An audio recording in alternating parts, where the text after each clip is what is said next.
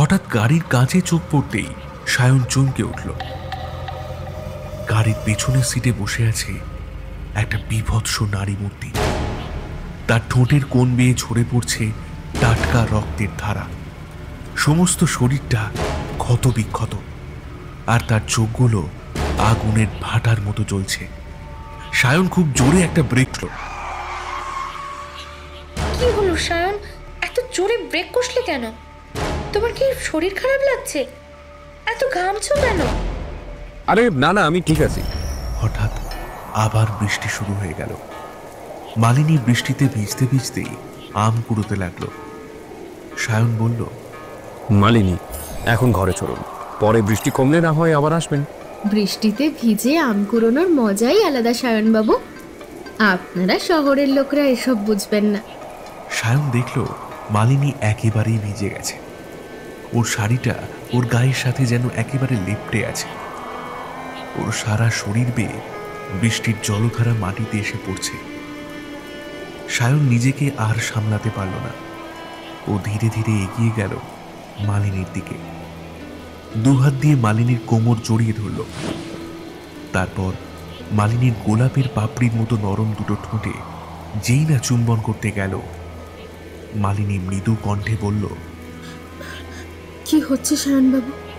মালিনী, তোমার রূপ, তোমার যৌবন আমাকে পাগল করে দিয়েছে। আজ তোমাকে খুব কাছে পেতে ইচ্ছে করছে মালিনী। বাধা দিও না আমায়, কাছে এসো, আমার কাছে এসো। সায়নবাবু, ঘরে আপনার স্ত্রী আছে, আপনার এসব করা উচিত না। আর স্ত্রী? যে স্ত্রী নিজের স্বামীর কামনা বাসনা পূরণ করতে পারে না, সে আবার কেমন স্ত্রী মালিনী? ওসব ছাড়ো, তুমি আমার কাছে এসো মালিনী, কাছে এসো। এই বলে সায়ন মালিনীর নরম ঠোঁটে চুম্বন করল। তারপর ওর সারা মুখে পাগলের মতো চুম্বন করতে লাগলো। মালিনী ও সায়নকে দুহাতে জড়িয়ে ধরল। ওর আঁচলে রাখা পুরনো আমগুলো সব মাটিতে পড়ে গেল। সায়ন আর মালিনী যখন দুজন দুজনকে চুম্বনে রত, ঠিক তখনই কাছেই বিকট শব্দে একটা বাজ পড়ল। নমস্কার, আমি অসিত। আজকের গল্প রক্তাক্ত মালিনী। এই গল্পটি সম্পূর্ণ প্রাপ্তবয়স্কদের জন্য। বাচ্চারা এই গল্পটি থেকে দূরে থাকবেন। শুরু হচ্ছে রক্তাক্ত মালিনী। উফ, বৃষ্টিটা আর নামার দিন পেল না। এই আমাদের বেরোনোর দিনেই। গাড়ি থেকে নামতে নামতে বলল ঋতিকা, হ্যাঁ, যা বলেছো, সেই কখন চলে আসার কথা, শুধু এই বৃষ্টিটার জন্য এত দেরি হলো। যাও, তুমি ভেতরে যাও, আমি গাড়িটা রেখে আসছি।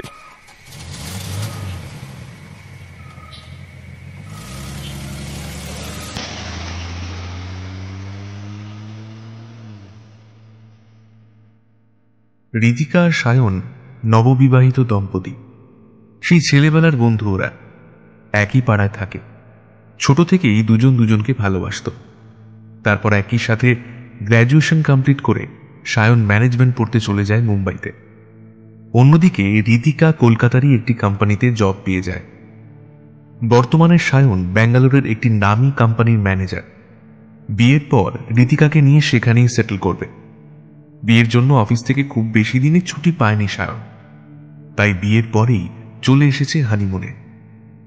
ঋতিকার বড় ইচ্ছে ছিল এসে অন্যদের মতো কোনো পাহাড় বা সমুদ্রে না গিয়ে ওদের গ্রামের বাড়ি হরিপুরে যাবে। ঋতিকার পূর্বপুরুষরা ছিলেন হরিপুরের জমিদার।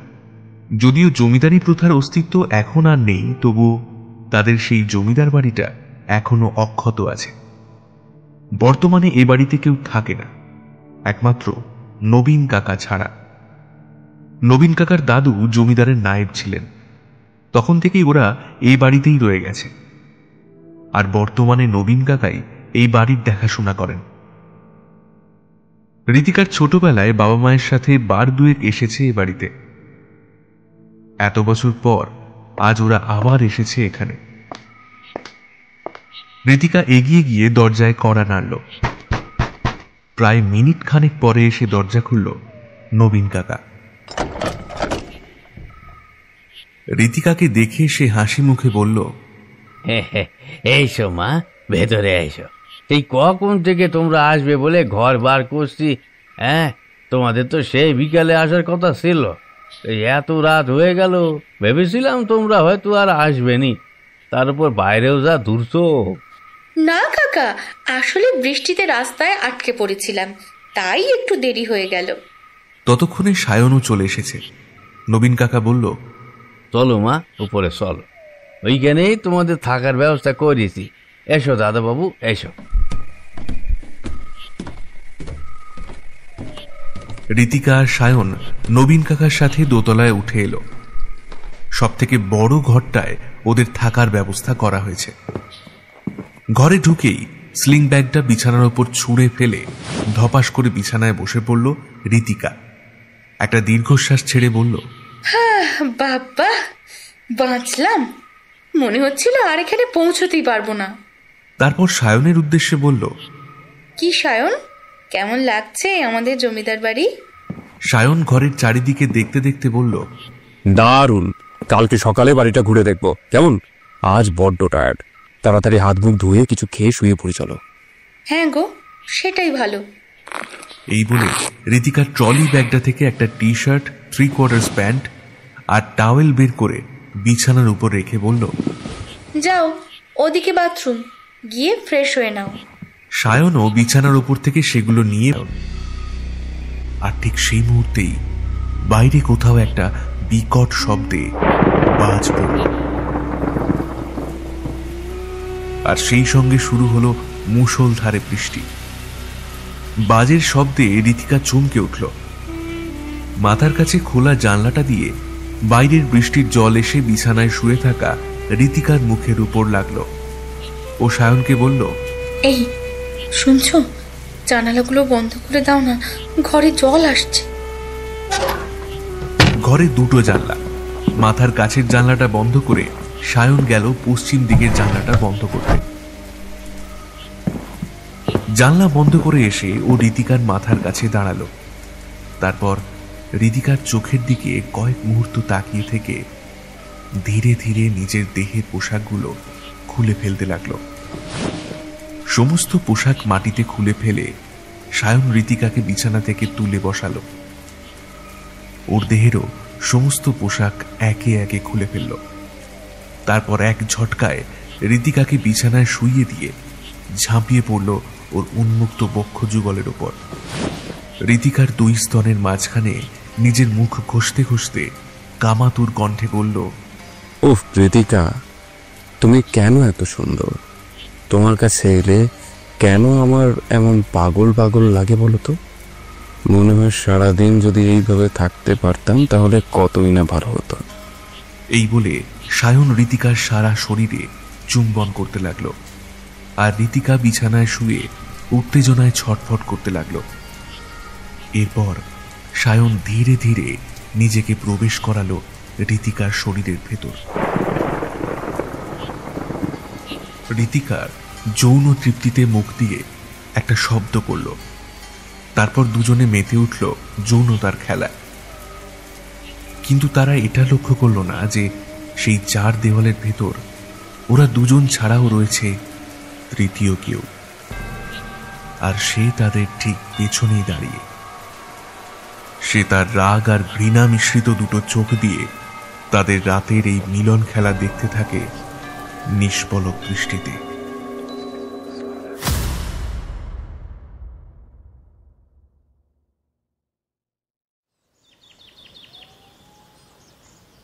পরের দিন সকালে উঠে ব্রেকফাস্ট সেরে সায়ন আর ঋতিকা জমিদার বাড়িটা ভালো করে ঘুরে দেখতে লাগলো।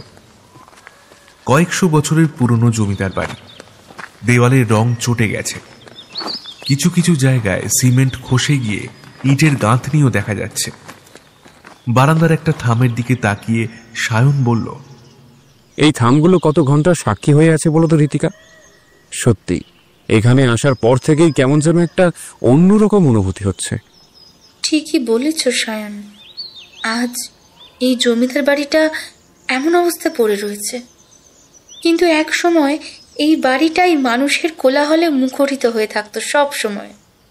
শুনেছি এবারে নাচ ঘরে বহু দূর দূরান্ত থেকে বাইচিরা আসতো, মজলিস বসতো।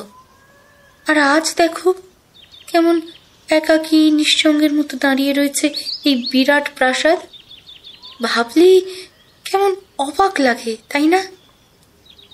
চলো তোমাকে গ্রামটা একটু ঘুরিয়ে নিয়ে আসি, আশা করি তোমার মন্দ লাগবে না। এই বলে ঋতিকা সায়নকে নিয়ে গ্রামে ঘুরতে বেরোলো। দুপুরবেলা খাওয়া দাওয়া সেরে একটা লম্বা ঘুম দিল সায়ন আর ঋতিকা।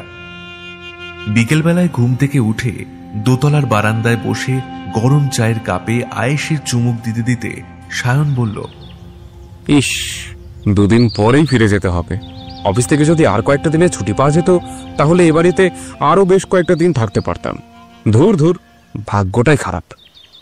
আচ্ছা ঠিক আছে, পুজোর সময় যখন আবার ছুটি পাওয়া যাবে তখন এখানে না হয় আবার আসবো, আর তখন বাড়ির সবাইকে নিয়েই আসবো। হ্যাঁ, কি জানি এ বাড়িতে আর কখনো আসা হবে কিনা। এই বলে সায়ন উঠে ঘরের ভেতর চলে গেল।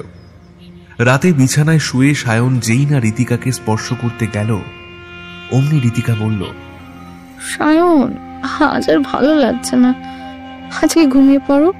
আমার প্রচন্ড ঘুম পাচ্ছে, আমি ঘুমলাম কেমন? এই বলে ঋতিকা পাশ ফিরে ঘুমিয়ে পড়ল। সায়ন আর কি করে, বেশ কিছুক্ষণ এপাশ ওপাশ করেও যখন ওর ঘুম এলো না, তখন ও বিছানা ছেড়ে উঠে পড়ল। পশ্চিমের খোলা জানলাটার কাছে গিয়ে দাঁড়ালো। জানলা দিয়ে গ্রামের যত দূর দেখা যায় পুরোটাই কালো অন্ধকারে ঢাকা। কোথাও যেন এতটুকু আলোর রেখা মাত্র দেখা যাচ্ছে না। আকাশটাও মেঘের চাদরে ঢেকে আছে, মাঝে মাঝে বিদ্যুৎও চমকাচ্ছে। জানলা দিয়ে বেশ কিছুক্ষণ তাকিয়ে থেকে সায়ন আবার এসে শুয়ে পড়ল ঋতিকার পাশে, কিন্তু কিছুতেই তার ঘুম এলো না। সারা শরীরে কেমন একটা অস্বস্তি হতে লাগলো। সায়ন আবার উঠে পড়ল। কি করবে সে এখন? ঋতিকার দিকে তাকিয়ে দেখল সে নিশ্চিন্তে ঘুমোচ্ছে। ঘরে নাইট বাল্ব জ্বালিয়ে ঘুমানো ঋতিকার ছোটবেলার অভ্যেস। অন্ধকার ঘরে ও কখনোই ঘুমোতে পারে না, তাই এই ঘরেও একটা নীল রঙের নাইট বাল্ব জ্বলছে, আর সেই আলোয় ঘরের চারিদিকে একটা মায়াবী পরিবেশের সৃষ্টি হয়েছে। সেই আলো এসে পড়েছে ঋতিকার মুখেও। ঋতিকার দিকে তাকিয়ে সায়নের মনে হচ্ছিল ওর পাশে ঘুমিয়ে আছে যেন কোনো স্বপ্নের রাজকন্যা। বেশ কিছুক্ষণ ওর দিকে তাকিয়ে থেকে সায়ন ঋতিকার কপালে আলতো চুম্বন করতে যাচ্ছিল, আর ঠিক তখনই বাইরে প্রচন্ড ঝড় শুরু হলো।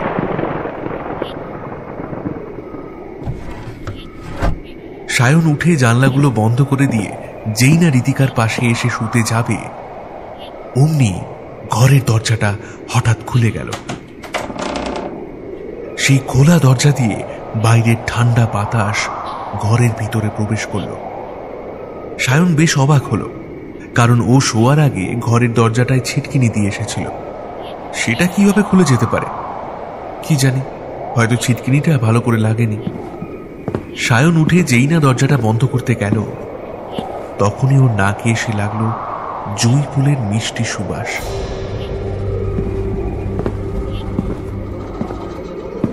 সায়ন বারান্দায় বেরিয়ে এলো। এদিক ওদিক তাকিয়েই দেখতে পেল বারান্দার এক কোণে রেলিং এর ধার ঘেঁষে পেছন ফিরে দাঁড়িয়ে আছে একজন নারী। সায়ন খুব অবাক হয়ে গেল। কে এই নারী? এই বাড়িতে আসা পর্যন্ত সে কোনো নারীকে তো দেখেনি। সায়ন মেয়েটির দিকে এগিয়ে গেল, জিজ্ঞেস করল, কে আপনি? সায়নের ডাকে মেয়েটি এবার পেছন ঘুরে তাকালো। সায়ন দেখল ওর সামনে দাঁড়িয়ে আছে অপূর্ব সুন্দরী এক নারী। তার পরনে একটা লাল রঙের আটপৌরে শাড়ি, কপালে ছোট্ট লাল টিপ, মাথার পেছনে একটা খোঁপা করা, আর তাতে জুঁই ফুলের মালা জড়ানো। গন্ধটা সেখান থেকেই আসছে। এবার মেয়েটি বলল, আমি মালিনী, নবীন কাকা আমাদের আত্মীয়। আমি আজ সকালে এই বাড়িতে এসেছি নবীন কাকার সাথে দেখা করতে, কালকেই বাড়ি ফিরে যাব। মেয়েটির কথা শুনে সায়ন বেশ অবাক হলো।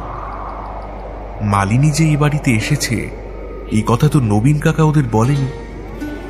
এমনকি রাতে খাবার সময়ও নয়। সায়নকে চুপ করে থাকতে দেখে মালিনী জিজ্ঞেস করল, আপনি নিশ্চয়ই সায়ন মুখার্জি? হ্যাঁ, কিন্তু আপনি আমার নাম জানলেন কি করে? নবীন কাকা বলেছে। ও আচ্ছা, তা মালিনী, আপনার বাড়িটা কি এই গ্রামে? আরে না না, আমাদের বাড়ি তো পাশের গ্রামে।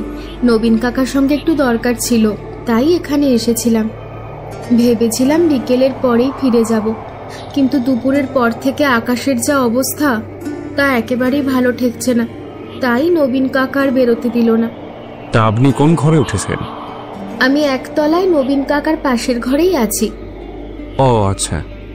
তা সায়নবাবু, আপনি এত রাতে জেগে কেন? ঘুম আসছে না বুঝি? ঠিকই বলেছেন, অনেকক্ষণ ধরে শুয়ে থেকেও কিছুতেই ঘুম এলো না।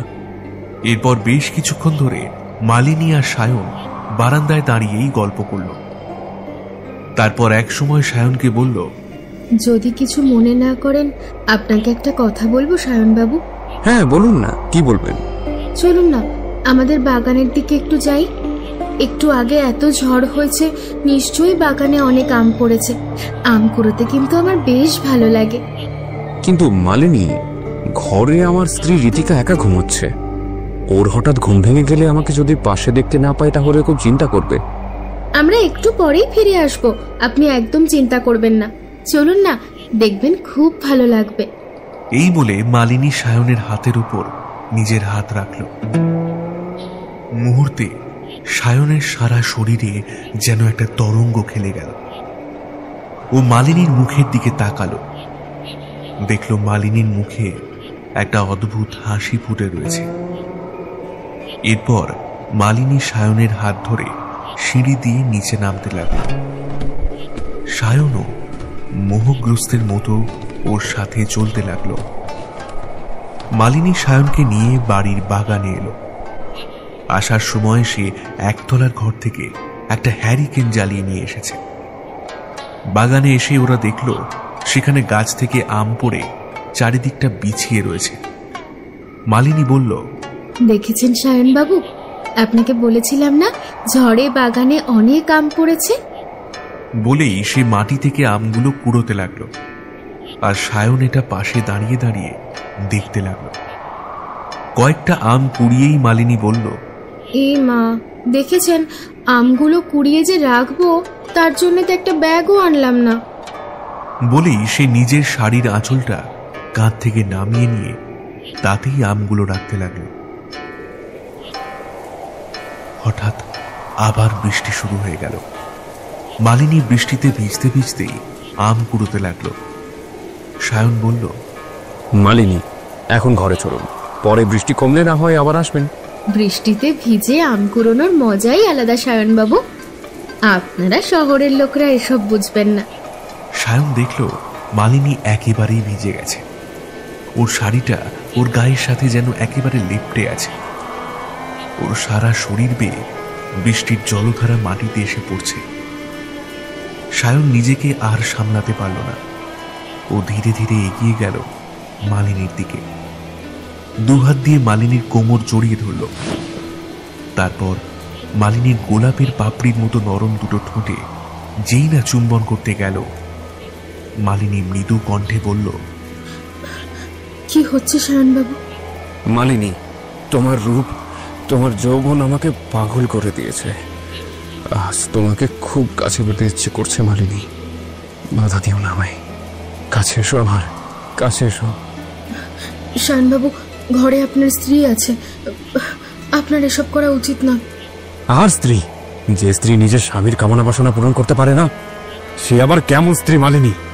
ওসব ছাড়ো, তুমি আমার কাছে এসো মালিনী, কাছে এসো। এই বলে সায়ন মালিনীর নরম ঠোঁটে চুম্বন করল। তারপর ওর সারা মুখে পাগলের মতো চুম্বন করতে লাগলো। মালিনী ও সায়নকে দুহাতে জড়িয়ে ধরল। ওর আঁচলে রাখা পুরনো আমগুলো সব মাটিতে পড়ে গেল। সায়ন আর মালিনী যখন দুজন দুজনকে চুম্বনে রত, ঠিক তখনই কাছেই বিকট শব্দে একটা বাজ পড়ল। চমকে উঠল ওরা দুজনে। মালিনী সায়নকে বলল, এবার আপনি ঘরে যান সায়নবাবু। আপনার স্ত্রী ঘুম থেকে উঠে পড়লে খুব অসুবিধা হয়ে যাবে। আমিও আমার ঘরে যাই। আর তাছাড়া এই দুর্যোগে বাইরে থাকাটাও উচিত নয়। চলুন, ঘরে চলুন। সায়ন আর মালিনী দুজনেই বাড়ির ভেতরে চলে এলো। মালিনী তার নিজের ঘরে চলে গেল। সায়নও দোতলায় চলে এলো। ঘরে ঢুকে ও দেখল ঋতিকা তখনও গভীর ঘুমে আচ্ছন্ন। ও মনে মনে ভাবল, যাক, ভালোই হয়েছে, ঋতিকা এখনো ঘুমোচ্ছে। জেগে গেলে আমাকে ঘরে দেখতে না পেলে কি যে করতো কে জানে। টেবিলের উপর থেকে মোবাইলটা নিয়ে ঘড়িতে দেখল এখন ভোর 4টে। আরেকটু পরেই ভোরের আলো ফুটতে শুরু করবে। না, এবার একটু ঘুমিয়ে নেওয়া যাক, এই ভেবে সায়ন ঋতিকার পাশে শুয়ে পড়ল। একটা অদ্ভুত ভালো লাগার রেশ বিরাজ করছিল ওর মনের গহীনে। তখন ওর চোখের সামনে ভেসে উঠছিল মালিনীর মুখটা। মনে হচ্ছিল একটু আগেও যেটা বাগানে ঘুরছিল সেটা কি নিছকই স্বপ্ন নাকি সত্যি। মালিনীর কথা ভাবতে ভাবতেই একসময় ওর দু চোখে ঘুম চলে এলো। সায়ন দেখল ওর সামনে এসে দাঁড়িয়েছে মালিনী। ওর গা দিয়ে একটা মিষ্টি ফুলের সুবাস বেরোচ্ছে, আর ওর চারিদিকে ঘিরে রয়েছে একটা জ্যোতি। সায়ন বিভোর হয়ে ওকে দেখছে। একসময় মালিনী ধীরে ধীরে সেই আলোর মধ্যে মিশে যাচ্ছে। না না, যেও না মালিনী, যেও না, আমায় ছেড়ে যেও না মালিনী। কি হলো সায়ন? কি বলছো তুমি? স্বপ্ন দেখছিলে নাকি? ঋতিকার ডাকে ঘুম ভাঙল সায়নের। আমতা আমতা করে বলল, স্বপ্ন দেখছিলাম। ও আচ্ছা, জল খাবে? না থাক, এখন আর জল খাবো না, আর একটু ঘুমিয়ে নি। আচ্ছা বেশ। এই বলে ঋতিকাও পাশ ফিরে ঘুমিয়ে পড়ল। ঋতিকার যখন ঘুম ভাঙল তখন ঘড়িতে সকাল 7টা। ও উঠে দেখল সায়ন তখনও অঘরে ঘুমোচ্ছে। সায়নের মাথায় একবার হাত বুলিয়ে দিয়ে বিছানা থেকে নেমে পড়ল ঋতিকা। তারপর চলে গেল ফ্রেশ হতে। প্রায় আধ ঘন্টা পর স্নান সেরে যখন ঋতিকা ঘরে এলো, দেখল সায়ন তখনও ঘুমোচ্ছে।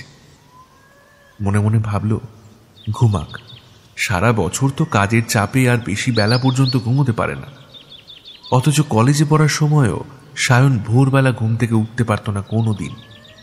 ওর অভ্যেস ছিল রাত জেগে পড়াশোনা করা, আর ঋতিকা ছিল সম্পূর্ণ ওর বিপরীত। ও ছোটবেলা থেকেই ভোরবেলায় উঠে পড়তে বসত। ঘড়ির কাঁটা রাত 10টা ছুঁলেই ঘুমে ওর চোখ ঢুলু ঢুলু হয়ে আসত। ঋতিকা সামনের দিকে এগিয়ে গেল। ঘুমন্ত সায়নের মুখের দিকে তাকিয়ে ওর অনেক কথা মনে পড়ে যাচ্ছিল। সায়ন যেদিন ওকে প্রথমবার প্রপোজ করেছিল সেই দিনটা এখনো ওর চোখের সামনে ভাসে। তখন ক্লাস 11। সেদিন বিকেলে ওরা দুজনে অসীম স্যারের কোচিং থেকে অ্যাকাউন্টেন্সি পড়ে বাড়ি ফিরছিল। অসীম স্যারের কোচিং ছিল ওদের বাড়ির কাছেই, হেঁটেই যাতায়াত করা যেত। হঠাৎ সায়ন ঋতিকাকে বলে, এই রীতি, তোকে একটা কথা বলবো, কিছু মনে করবি না তো? আরে না না, মনে করবো কেন, বল না কি বলবি। সায়ন ওর হাতটা ধরে বলে, রীতি, আমি তোকে ভালোবাসি, তোকে বিয়ে করতে চাই। ঘটনার আকস্মিকতায় ঋতিকা বেশ ঘাবড়ে গিয়েছিল তখন। তারপর হেসে ওকে বলেছিল, দেখ সায়ন, আমরা এখন অনেক ছোট, আগে আমরা পড়াশোনা শেষ করে নিজের পায়ে দাঁড়াই, তারপর না হয় এসব কথা ভাবা যাবে। তবে হ্যাঁ, একটা কথা সত্যি, আমারও তোকে বেশ ভালো লাগে সায়ন। তারপর থেকে দুজনের মধ্যে একটা প্রেমের সম্পর্ক গড়ে ওঠে। একদিন তা দুই বাড়ির বাবা মায়ের কাছেও ধরা পড়ে যায়। তবে কারোর পরিবারই বিষয়টা নিয়ে কোনো অশান্তি করেনি, মেনে নিয়েছিল ওদের এই সম্পর্কটাকে। দুজনের বিয়ে দেওয়ার সিদ্ধান্তও নিয়েছিল। তারপর দুজনে পড়াশোনা শেষ করে নিজের পায়ে দাঁড়ালো, আর একদিন ধুমধাম করে বিয়েও হয়ে গেল ওদের। ঘুমন্ত সায়নের মুখের দিকে তাকিয়ে যখন ঋতিকা এসব কথা ভাবছিল, ঠিক তখনই ঘরের বাইরে থেকে নবীন কাকার ডাক পড়ল। রীতিমা, এ খাবার হয়ে গেছে, তোমরা খেতে চলে এসো। নবীন কাকার ডাকে যেন ঘোর কাটল রীতিকার। ও উত্তর দিল, হ্যাঁ কাকা, আসছি। তারপর সায়নকে ডাকলো। সায়ন, সায়ন, আর কত ঘুমাবে? দেখো কত বেলা হয়ে গেল। কাকা ব্রেকফাস্ট দিয়েছে, উঠে পড়ো তাড়াতাড়ি। কি হলো, অত চিৎকার করছো কেন? আরে ঘড়িতে একবার দেখো, কত বেলা হয়ে গেছে। সারা রাত কি জেগেছিলে নাকি? রীতিকার কথায় সায়নের মনে পড়ে গেল গতকাল রাতের ঘটনাগুলো। ও তাড়াতাড়ি বিছানা থেকে নেমে পড়ল। ব্রেকফাস্টের টেবিলে বসে সায়ন বারবার সেই ঘরের দিকে তাকাচ্ছিল যেখানে মালিনী থাকে। সায়নকে উসখুস করতে দেখে রীতিকা বলল, কি হলো সায়ন, ঠিক মতো তো খাচ্ছই না। সায়ন খাওয়ার দিকে মন দিল। ঠিক তখনই নবীন কাকাকে দেখতে পেয়ে সায়ন ডাকল, কাকা, একবার এদিকে শোনো। নবীন কাকা আসতেই সায়ন জিজ্ঞেস করল, কাকা, মালিনী খাবে না? মালিনী? মালিনী কে দাইদা বাবু? আরে মালিনী, যে মেয়েটা তোমার কাছে এসেছে পাশের গ্রাম থেকে, তোমার আত্মীয়র মেয়ে। এইসব তুমি কি বলছো দাইদা বাবু? হ্যাঁ, এ বাড়িতে তো কেউ আসেনি, এমনিতেও এ বাড়িতে কেউ আসে না। অনেক বছর পর তোমরাই প্রথম এলে। কেন মিথ্যে কথা বলছো কাকা? তার সাথে গতকাল রাতে আমার দেখা হয়েছে, কথাও হয়েছে, আর তুমি কিনা বলছো এ বাড়িতে কেউ আসেনি? আশ্চর্য। নবীন কাকা যেন এবার আকাশ থেকে পড়ে বলল, এইসব তুমি কি বলছো দাইদা বাবু? হ্যাঁ, বিশ্বাস করো, এ বাড়িতে কেউ আসেনি। আমি তোমারে মিথ্যা কথা বলছি না। তোমার বিশ্বাস না হয় তুমি সারা বাড়ি খুঁজে দেখতে পারো। এতক্ষণ খেতে খেতে নিজের স্বামী আর নবীন কাকার কথোপকথন শুনছিল রীতিকা। এবার সে বলল, সায়ন, তুমি নিশ্চয়ই গতকাল রাতে কোনো স্বপ্ন দেখেছ। কালকে রাতে ঘুমের মধ্যেও তুমি কি সব যেন বলছিলে। নাও নাও, বাকি খাবারটা তাড়াতাড়ি শেষ করো। এবার সায়ন রেগে গিয়ে খাবার টেবিল ছেড়ে উঠে পড়ে বলল, তোমরা আমার কথা বিশ্বাস করছো না, তাই তো? বেশ, আমি তোমাদের প্রমাণ করে দেবো যে এই বাড়িতে মালিনী নামে কেউ আছে, ঠিক আছে? এই বলে সেই গতকাল রাতে যে ঘরে মালিনী ঢুকে গিয়েছিল সেই ঘরের দিকে চলে গেল। নবীন কাকা পিছন থেকে ডেকে বলল, দাইদা বাবু, ওইদিকে কোথায় যাচ্ছ? ও ঘরে কিছু নাই। কিন্তু সায়ন তার কথা শুনল না। সে ওই ঘরের ভেতর চলে গেল। ঘরে পা রাখতেই সে হতভম্ব হয়ে গেল। ঘরের চারিদিকে কিছু পুরনো জিনিসপত্র ছড়িয়ে ছিটিয়ে আছে। আর যাই হোক, এই ঘরে কোনো মানুষ থাকতে পারে না। সায়ন দৌড়ে সেখান থেকে বেরিয়ে এলো। সায়নকে বেরিয়ে আসতে দেখেই নবীন কাকা জিজ্ঞেস করলো, কি হলো দাইদা বাবু, ও ঘরে আছে তোমার মালিনী? না না, এটা হতে পারে না। গতকাল রাতে আমি ওকে ওই ঘরেই ঢুকতে দেখেছি। হ্যাঁ হ্যাঁ, ওই ঘরেই। ঠিক আছে, তোমাদের যদি এখনো বিশ্বাস না হয়, আমি এক্ষুনি প্রমাণ করে দিচ্ছি যে মালিনী এ বাড়িতেই আছে, অন্য কোনো ঘরে। এসো এসো আমার সাথে, নিজেদের চোখেই সবটা দেখে নেবে। এই বলে সায়ন নবীন কাকা আর রীতিকাকে নিয়ে বাগানে চলে গেল, যেখানে গতকাল রাতে ও আর মালিনী গিয়েছিল। বলল, এই দেখো, ঠিক এই জায়গাটাতে আমি আর মালিনী কালকে বৃষ্টির সময় দাঁড়িয়েছিলাম। ঝড়ে কত আম পড়েছিল, সেই আম কোড়াতেই মালিনী এখানে এসেছিল। যদিও সে তখন আমগুলো নিতে পারেনি, এই মাটিতেই সব আম পড়ে গিয়েছিল। আবার সায়নের এই রকম আচরণ দেখে নবীন কাকা আর রীতিকা খুবই অবাক হয়ে গেল। নবীন কাকা বলল, দাইদা বাবু, কি বলছো কি তুমি? ওই দেখো, গাছের সব আম গাছেই রয়েছে। আর তাছাড়া গতকাল রাতে কোনো ঝড় বৃষ্টি হয় নাই। কাল রাতে আমার কোমরের ব্যথাটা একটু বেড়েছিল, তাই সারা রাত আমি ঘুমাতে পারি নাই, জানালার কাছেই বসেছিলাম। গাছের দিকে তাকিয়ে সায়নও অবাক হয়ে গেল। সত্যি তো, গাছে তো সব আম এখনো ঝুলছে। আর তাছাড়া ঝড় বৃষ্টির পর বাগানের যা অবস্থা হয়েছিল, এখন তার কোনো চিহ্ন মাত্রই নেই। সায়নের সবকিছু যেন তালগোল পাকিয়ে যাচ্ছিল। হঠাৎ ও প্রচন্ড চিৎকার করে বলল, বিশ্বাস হচ্ছে না তো? বিশ্বাস হচ্ছে না তো তোমাদের আমার কথাগুলো? বেশ, চলো ওপরে চলো। বলেই দ্রুত পায়ে সে দোতলায় উঠে এলো। রীতিকা আর নবীন কাকাও ওর পেছন পেছনে এলো। তারপর সায়ন বারান্দার একটা কোণে গিয়ে আঙুল দিয়ে দেখিয়ে বলল, এই দেখো, ঠিক এই জায়গাটাতেই মালিনী দাঁড়িয়েছিল। ও একটা লাল রঙের আটপৌরে শাড়ি পরেছিল, আর ওর খোপায় জুঁই ফুলের মালা জড়ানো ছিল। এখানে দাঁড়িয়েই ওর সাথে আমার অনেক কথা হয়েছিল। এমত অবস্থায় রীতিকা আর নবীন কাকা কি করবে কিছুই বুঝে উঠতে পারছিল না। শুধু অবাক দৃষ্টিতে সায়নের কীর্তিকলাপ দেখে চলছিল। এরপর সায়ন সারা বাড়ি তন্ন তন্ন করে খুঁজল, কিন্তু কোথাও মালিনীকে পেল না। অবশেষে সায়ন রাগ করে নিজের ঘরে চলে গেল। সায়নের এমন কাণ্ড কারখানা দেখে নবীন কাকা আর রীতিকা একবার মুখ চাওয়াচাওয়ি করল। দুপুরে খাবার টেবিলেও সায়ন কারোর সাথে কোনো কথা বলল না। ওর মুখটা এখনো সকালের মতোই থমথমে। খাওয়া শেষ করে সায়ন উঠে চলে গেল। রীতিকাও নিজের খাওয়া শেষ করে দোতলায় গিয়ে দেখল সায়ন বারান্দায় এক কোণে দাঁড়িয়ে আছে। ও ধীরে ধীরে গিয়ে সায়নের পেছনে এসে দাঁড়ালো। তারপর ওর কাঁধে হাত রেখে শান্তভাবে বলল, সায়ন, কি হয়েছে বলো তো তোমার? কেন তুমি এমন করছো বলো আমাকে। সায়নকে নিরুত্তর থাকতে দেখে রীতিকা আবার বলল, কি হলো সায়ন? চুপ করে আছো, কিছু বলবে না? এবার সায়ন রীতিকার দিকে ফিরে রীতিকার দুটো হাত ধরে বলল, বিশ্বাস করো রীতিকা, মালিনী সত্যি এখানে এসেছিল। ও সত্যি আমার সাথে কথা বলেছে। আমরা বাগানেও গিয়েছিলাম। আর কেউ বিশ্বাস করুক না করুক, অন্তত তুমি আমার কথাটা বিশ্বাস করো রীতিকা, প্লিজ। বিশ্বাস করছি সায়ন, আমি তোমাকে বিশ্বাস করছি। হ্যাঁ, thank you Ritika, thank you so much. আমি জানতাম তুমি ঠিক আমার কথা বিশ্বাস করবে। I love you. এই বলে সায়ন রীতিকাকে বুকে জড়িয়ে ধরল।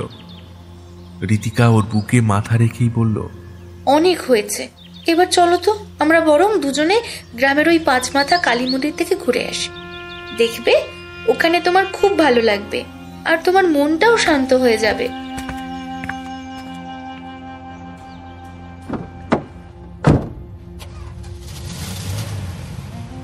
সায়ন আর রীতিকা গাড়ি নিয়ে বেরিয়ে পড়ল মন্দিরের উদ্দেশ্যে। ওদের বাড়ি থেকে মন্দিরটা বেশ কিছুটা দূরে। ওরা যখন মন্দিরে গিয়ে পৌঁছল, তখন মন্দিরে মায়ের সন্ধ্যা আরতির আয়োজন চলছে। ওরা দুজন গিয়ে মাকে প্রণাম করে মন্দিরের চাতালে বসল। কিছুক্ষণ পর সন্ধ্যা আরতি শুরু হলো। আরো কয়েকজন ভক্ত এসেছে সন্ধ্যারতি দর্শনের জন্য। আরতি শেষে প্রসাদ খেয়ে মা কালীকে প্রণাম করে সায়ন আর রীতিকা বাড়ির পথ ধরল।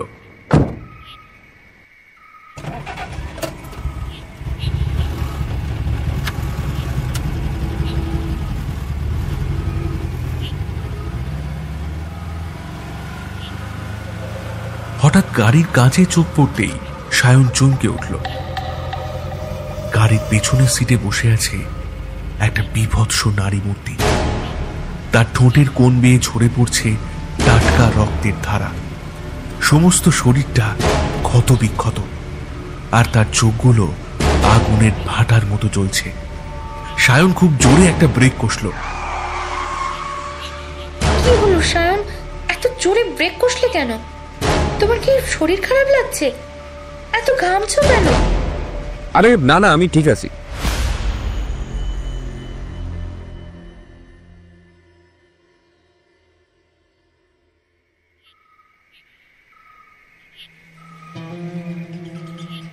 রাত্রিবেলা সায়ন কিছু খেল না। রীতিকা খেয়ে ঘরে এসে দেখল সায়ন জানলার সামনে দাঁড়িয়ে আছে। রীতিকা এসে রাতের রূপচর্চায় ব্যস্ত হয়ে পড়ল। সায়নের আচরণে ওর বেশ অবাক লাগলো। অন্যদিন ঘরে আসার সাথে সাথে সায়ন ওকে কাছে পাওয়ার জন্য আকুল হয়ে ওঠে, কিন্তু আজ এ কি হলো সায়নের? রীতিকার দিকে একবার ফিরে তাকালো না পর্যন্ত। ও যে ঘরে এসেছে এটাই যেন সায়ন টের পায়নি। অবশেষে রীতিকা নিজেই বলল, কি হলো সায়ন, কার চিন্তায় মগ্ন তুমি? নতুন কোনো প্রেমিকা এসেছে বুঝি জীবনে?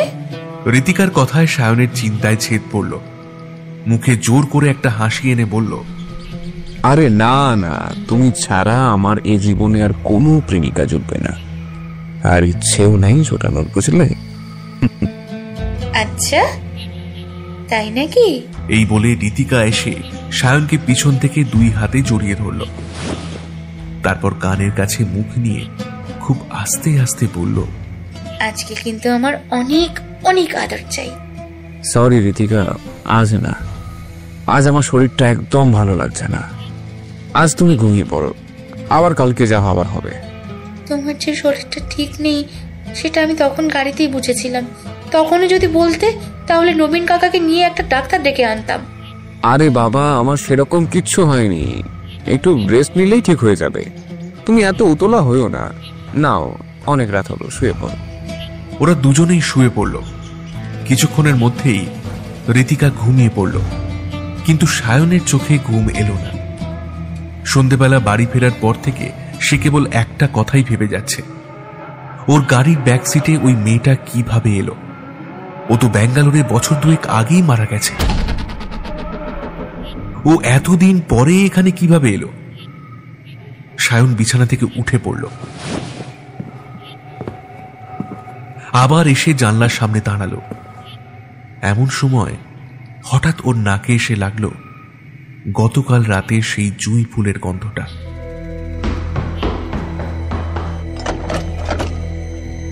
ও দৌড়ে গিয়ে দরজা খুলে বারান্দায় বেরিয়ে এলো, আর দেখল বারান্দার এক কোণে দাঁড়িয়ে আছে মালিনী। সায়ন দৌড়ে মালিনীর কাছে গেল, তারপর ওকে জিজ্ঞেস করলো, মালিনী, তুমি সারাদিন কোথায় ছিলে বলো? সারাদিন আমরা কেউ তোমাকে দেখতে পেলাম না। এমনকি নবীন কাকা বললো তুমি নাকি এ বাড়িতে আসোনি। কি হলো বলো? চুপ করে আছো কেন? আমি যে তোমাকে দেখেছি এ কথা কেউ বিশ্বাস করলো না মালিনী। যদিও পরে ঋতিকা বিশ্বাস করেছে, কিন্তু বাবারে বাবা, এতগুলো প্রশ্ন একসঙ্গে করলে কোনটার উত্তর দেব বলো তো? তবুও চেষ্টা করছি। সায়ন, আমি এই বাড়িতেই আছি। আসলে আমাকে দেখার ক্ষমতা সবার নেই সায়ন। তোমাকে দেখার ক্ষমতা নেই মানে? কি বলছো এসব তুমি? তাহলে কে তুমি বলো? এবার মালিনী হাসিতে ফেটে পড়ল। তারপর হাসি থামিয়ে সায়নের চোখের দিকে তাকিয়ে বলল, এখন কি এইসব প্রশ্নই করবে নাকি যাবে আমার সাথে? কোথায় যাব? কেন? কালকে যে কাজটা অসম্পূর্ণ রয়ে গেছে সেটা সম্পূর্ণ করতে এসো। বলেই সায়নের হাত ধরে মালিনী পাশের একটা ঘরে নিয়ে যেতে লাগলো। সায়নও ওর সঙ্গে চলতে লাগলো। উত্তরের ঘরটার সামনে গিয়ে মালিনী ঘরের দরজায় একটা আলতো ঠেলা দিতেই সেটা শব্দ করে খুলে গেল। ওরা দুজন ঘরের ভেতর প্রবেশ করল। ঘরের ভেতরটা একটা মায়াবী আলোয় ভরে রয়েছে। মালিনী সায়নকে নিয়ে গিয়ে ধাক্কা দিয়ে খাটের ওপর শুইয়ে দিল। তারপর সায়নের সমস্ত পোশাক খুলে তাকে নগ্ন করে দিল। এরপর নিজের সমস্ত পোশাক এক এক করে মাটিতে খুলে ফেলে দিয়ে মালিনী ঝাঁপিয়ে পড়ল সায়নের শরীরের উপর। সায়নের ঠোঁটে মিলিয়ে দিল নিজের নরম ঠোঁট দুটো। সায়নও মালিনীর নগ্ন শরীরটাকে 2 হাতে জাপটে ধরে ওর শরীরের গন্ধটা নিয়ে কামাতুর কণ্ঠে বলল, উহ মালিনী, তোমার শরীরের এই গন্ধটা আমাকে যেন পাগল করে দেয়। মনে হয় সব সময় যদি তুমি আমার কাছে থাকতে, এভাবেই আমাকে ভালোবাসতে, তাহলে আমার মতো সুখী মানুষ পৃথিবীতে বোধহয় আর কেউ হতো না। এই বলে সায়ন মালিনীকে বিছানায় শুইয়ে ওর সারা শরীরে চুম্বন করতে লাগলো, আর মালিনী কাম রসে সিক্ত হতে লাগলো।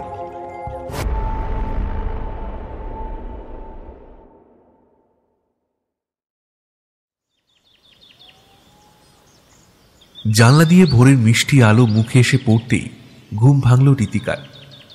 চোখ খুলে পাশে সায়নকে দেখতে না পেয়ে ঋতিকা ঘরের চারপাশে একবার তাকালো, কিন্তু সায়ন ঘরে নেই। বিছানা থেকে নেমে ঋতিকা বাইরে এলো। তারপর সায়নের নাম ধরে ডাকলো, সায়ন, সায়ন, কোথায় তুমি? কিন্তু সায়নের কোনো সাড়া পেল না সে। ঋতিকা ভাবল সায়ন হয়তো নিচে গেছে, কিন্তু নিচে গিয়েও সায়নকে কোথাও খুঁজে পেল না ঋতিকা। নবীন কাকাও ঘরে নেই, নিশ্চয়ই বাজারে গেছে। ঋতিকা বাড়ির বাইরেটা একবার দেখে নিয়ে আবার দোতলায় চলে এলো। কি একটা মনে করে ও পাশের ঘরের দিকে গেল।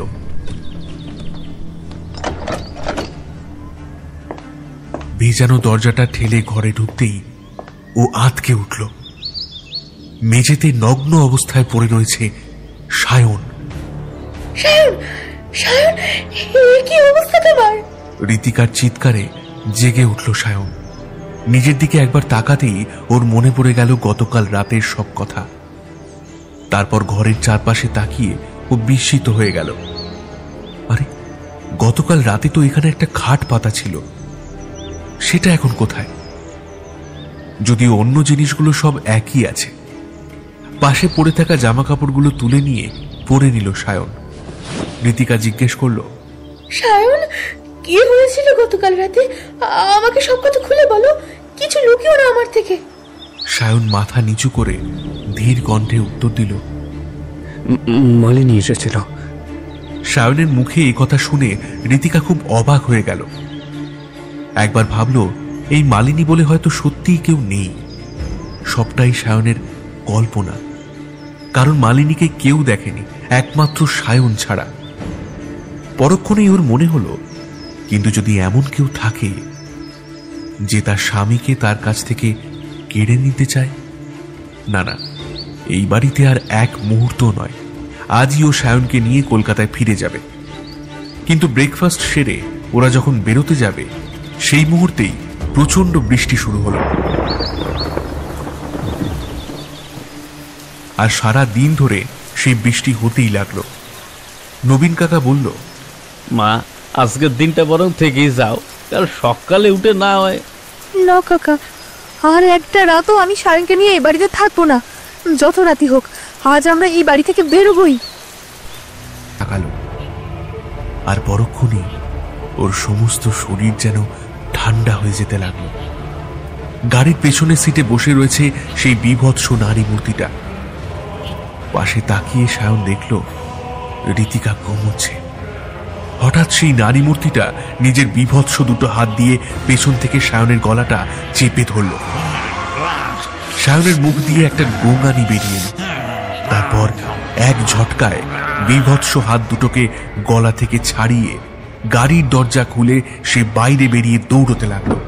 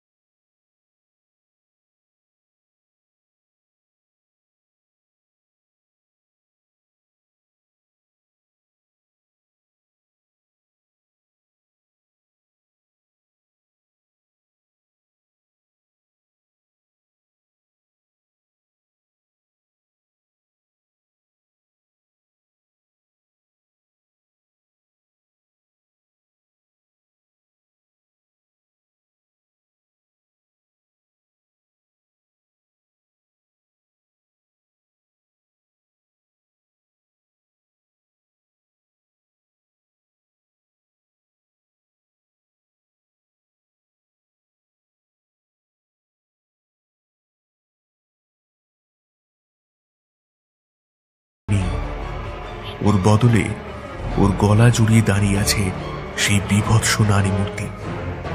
সায়ন ভয়ে চিৎকার করে উঠল, শ্রাবণী, তুমি তুমি এখানে কি করে এলে? তুমি তো 2 বছর আগে ব্যাঙ্গালোরে মরে গেছো। মনে আছে সায়ন? হ্যাঁ, মনে আছে সেই দিনগুলোর কথা? সোশ্যাল মিডিয়ায় তোমার সাথে আমার পরিচয় হয়েছিল, তারপর আমরা দেখা করি। আমিও কর্মসূত্রে ব্যাঙ্গালোরে ছিলাম। ধীরে ধীরে আমাদের মধ্যে একটা গভীর প্রেমের সম্পর্ক তৈরি হয়, শারীরিক সম্পর্কও হয় আমাদের। তার ফলে আমি প্রেগনেন্ট হয়ে পড়ি। হ্যাঁ হ্যাঁ, যেদিন তোমাকে ফোন করে আমি জানালাম যে আমি তোমার সন্তানের মা হতে চলেছি, তুমি বলেছিলে অ্যাবর্শন করে নিতে, কিন্তু আমি রাজি হইনি। তারপর হঠাৎ একদিন তুমি আমাকে তোমার ফ্ল্যাটে ডাকলে, এই বলে যে তুমি আমাকে আর আমার সন্তানকে স্বীকৃতি দেবে। কিন্তু সেটা যে তোমার একটা চাল ছিল, সেটা আমি সেদিন বুঝতে পারিনি। খুব খুশি হয়ে সেদিন বিকেলে আমি তোমার ফ্ল্যাটে গেলাম। তুমি বললে চলো একটু বাইরে থেকে ঘুরে আসি। আর তারপর তুমি আমাকে নিয়ে গেলে একটা জঙ্গলের ভিতরে। সেখানেই তুমি আমাকে গলা টিপে গাড়ির ভেতরে খুন করে দিলে, আর আমার শরীরটাকে পুঁতে দিলে জঙ্গলের মাটিতে। তারপর তুমি কলকাতায় ফিরে বিয়ে করে নিলে ওই ঋতিকাকে। ভেবেছ তুমি ঋতিকার সঙ্গে সুখে সংসার করবে? না না সায়ন, আমি সেটা তোমাকে করতে দেব না কোনোদিন। তাই মালিনীর বেশে আমি তোমার কাছে গিয়েছিলাম। হ্যাঁ হ্যাঁ হ্যাঁ, আর আজ আমি এসেছি তোমাকে নিজের হাতে শেষ করে দিতে।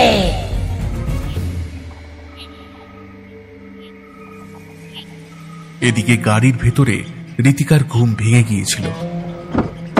সায়নকে দেখতে না পেয়ে সে গাড়ি থেকে নেমে সায়নের নাম ধরে ডাকতে ডাকতে ওকে খুঁজতে লাগলো। সায়ন, সায়ন, কোথায় তুমি? হঠাৎ কিছুতে হোঁচট খেয়ে ও মাটিতে পড়ে গেল। পর মুহূর্তেই দেখল সেটা ওর স্বামী সায়নের দেহ। ওর সমস্ত শরীরটা ক্ষতবিক্ষত। ঋতিকা বুঝতে পারল ওর স্বামীর শরীরে আর প্রাণ নেই। সায়নের বুকের উপর পড়ে আকুল কান্নায় ভেঙে পড়ল ঋতিকা।